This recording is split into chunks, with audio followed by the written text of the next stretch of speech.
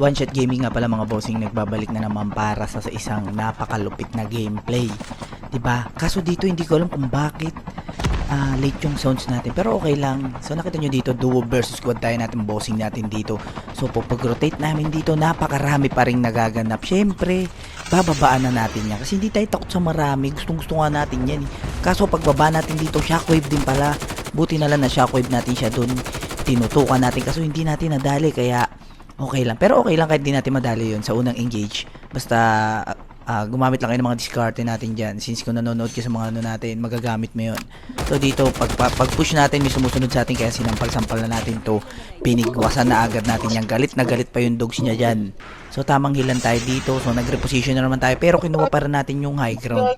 Syempre, para lamang pa rin tayo. So may nakita tayo dito sa front. Kaso nadinig ko meron dito sa left side. So yan yung sinasabi ko, kapag marunong ka sa indicator, makakapa mo na agad yung kalaban. So bagong baba yun, binigwasan na agad natin yan. Yun yung sinasabi ko, kahalaga ng indicator. Nakita nyo, nagpo-focus tayo sa front, pero nakita natin sa left side sa indicator. So nabigwasan natin yan. So makit ulit tayo dito since merong footstep. So ano bang gagawin mo kapag ganyan? Piliin mo palagi yung high ground. So lamang ka dyan. So kapag ganyan situation, depende na lang kung maunahan ka ng kalaban or hindi. So na-down yung tropa natin dito. So ano ba yung ginawa natin? Nag-reposition tayo dyan. Kasi yung mga pinatay natin doon, makakabalik na yun. So pagtutulungan tayo nung kakatsi-katsiin tayo nun. So dito meron tayong may umi-sneaky play dito sa likod. So binigwasan natin to.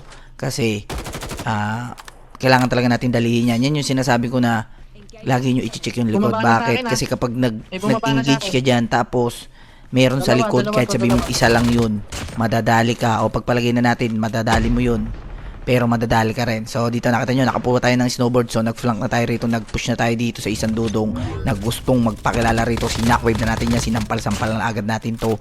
Mamadali siya kanina, panaybiran niya, sinusumpit-sumpit niya tayo kanina. So meron pang isang umaintras dito, feeling one tap user, sinampal-sampal agad natin to. Hindi tumagal ng 3 segundo si Dudong dun. Nag-one tap siya, hindi niya alam AR user yung nakatapat niya. Akala niya kung sino eh. Pagpasok niya rin si San Pedro pala yung nakita niya. So nandito na yung dalawang Dudong, nagpupush na agad, tinutukan natin yung isa, hindi natin nadali. Syempre ipupush na natin to. Yung isa dito nagsa-sightseeing, so binigwasan agad natin yan. Syempre hindi tayo kakabahan. Bakit? Pogi tayo eh. Diba palagi ko sinasabi, pag pogi hindi kinakabahan. So yung last guy dito wala na. Tumba na dito si Dodong.